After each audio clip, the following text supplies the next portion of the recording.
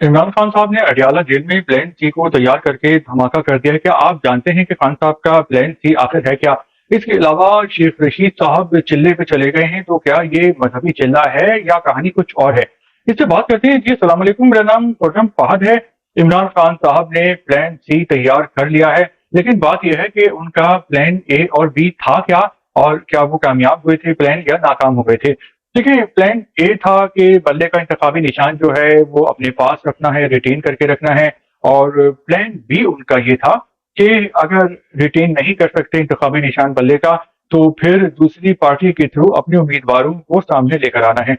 अब देखिए, बात यह है कि ये 4 मई 2021 की बात है, जब इलेक्शन कमीशन ने इमरान खान को बोला था कि इंट्रा पार्टी इलेक्शन करवाएं। तो उस वक्त इनकी हुकूमत थी, इस्टेब्लिशमेंट के कांधों पे सवार थे। तो कोविड का बहाना करके 1 साल का टाइम ले लिया गया, जो इलेक्शन कमीशन ने दे दिया गया। फिर इंतखाबात हुए, तो वो इंतखाबात इंट्रा पार्टी पीटीआई के आइन के मुताबिक ही नहीं थे, तो उनको कलअदम करार दे दिया गया। फिर ये मामला जो है वो इलेक्शन कमीशन के पास गया, इंतखाबी निशान छिन गया। फिर मामला पेशावर हाई कोर्ट में गया, तो उन्होंने पीटीआई के हक में फैसला दिया। सुप्रीम कोर्ट में जब ये मामला गया, तो कानूनी तौर पे तो सुप्रीम कोर्ट ने सही फैसला दिया, लेकिन अखलाकी तौर पे गलत हो गया। क्योंकि सबको ही इस बात का अफसोस है कि पीटीआई को इंतखाबी निशान बल्ले का देना चाहिए था, मिलना चाहिए था। क्योंकि अब इंतखाबी निशान बल्ले का छिन गया है, और जो इलेक्शन है 2024 के, वो कॉन्ट्रोवर्शियल हो गए हैं, मुतनाज़ा हो गई है। कोई भी इस इलेक्शन को अब कबूल नहीं करेगा, क्योंकि सब जानते हैं कि करोड़ों लोग पाकिस्तान के इमरान खान साहब के साथ हैं। लेकिन ये सब कुछ जो हुआ है इमरान खान के साथ और पीटीआई के साथ, तो इस सब में इमरान खान खुद जिम्मेदार है, क्योंकि ये लोग टाल मटोल करते रहे और इलेक्शन कानून के मुताबिक नहीं करवाए। फिर जो है जो पीटीआई है उसको आजकल वकील चला रहे हैं। पाकिस्तान के बड़े बड़े वकील हैं, लतीफ कोसा साहब, अली जफर साहब, हामिद खान साहब, और अब मरवत शेर अफजल मरवत साहब भी इनके साथ मौजूद हैं। लेकिन ये सुप्रीम कोर्ट को कायल करने में नाकाम हो गए, और ये सो मोटो एक्शन नहीं था, बल्कि पीटीआई खुद ही अपना जो मामला है वो सुप्रीम कोर्ट में चीफ जस्टिस साहब के पास लेकर गई थी और हार गई। तो प्लान ए इस तरह नाकाम हो गया।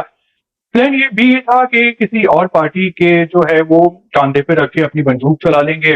जो जो इनका पाकिस्तान तहरीक इंसाफ जो थी, उसके साथ इन्होंने इश्तराक किया और उनके नाम पे टिकट हासिल किए।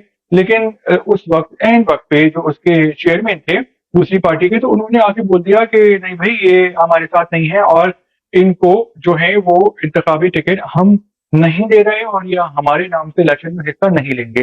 तो प्लान भी इस तरह चौपट हो गया। अब आप जानते हैं कि पीटीआई का, इमरान खान साहब का प्लान सी है क्या? प्लान सी ये है कि इलेक्शन के टाइम पे ये लोग सोशल मीडिया पे कैंपेनिंग करेंगे, सोशल मीडिया पे तूफान ले आएंगे, लोगों को सोशल मीडिया के जरिए गाइड करेंगे ताकि लोग निकलें और ये लोग बहुत ज्यादा वोट हासिल करें।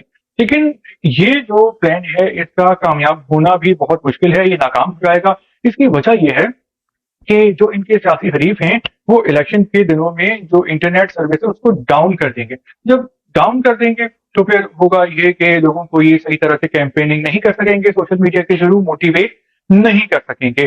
तो ये था इमरान खान साहब का प्लान सी, के जो कि अभी से जो है वो काफी कमजोर पड़ गया है। क्योंकि इससे पहले भी जब पीटीआई ने फंड रेजिंग कैंपेनिंग की थी और अपना जलसा किया था सोशल मीडिया पे, तो इन्होंने इंटरनेट को डाउन कर दिया, जो कि गलत बात है।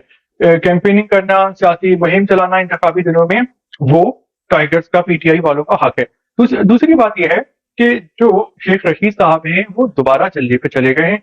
पहली बार चिल्ले पे गए थे तो जरा वो ढीले ढाले नजर आ रहे थे, चेहरा लटक गया था, काफी जहनी तौर पे थके हुए नजर आ रहे थे।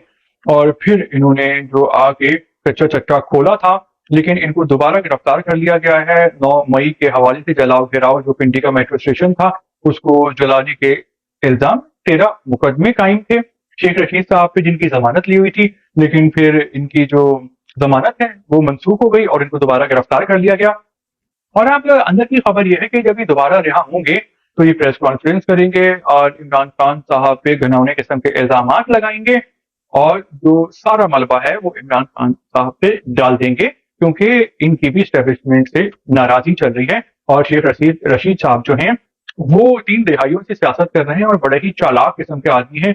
कभी कुछ बोलते हैं, कभी कुछ बोलते हैं, और बड़े ही खूब सियासी आदमी हैं, लेकिन इनके कौलो फेल में खूब तजाद है।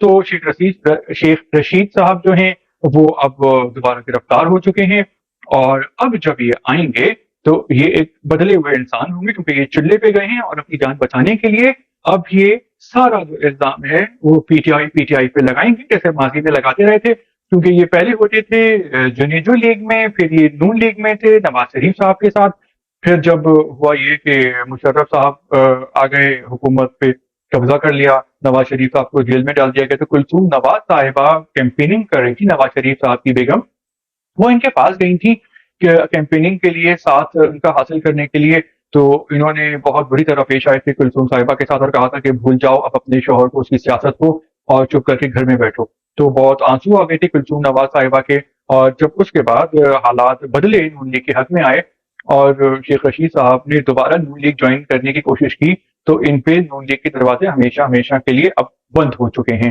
تو ویلا کے حوالے سے آپ کی کیا رائے ہے؟ کیا آپ سمجھتے ہیں کہ عمران خان صاحب کا جو پلان سی ہے وہ کامیاب ہو جائے گا، اور اڈیالہ جیل سے جو ہیں عمران خان صاحب سب کو حیران کر دیں گے، یا خان صاحب ناکام ہو جائیں گے؟ اور شیخ رشید صاحب کے چلے کے حوالے سے آپ کے کیا کامنٹس ہیں، آپ کہہ سکتے ہیں؟ شکریہ۔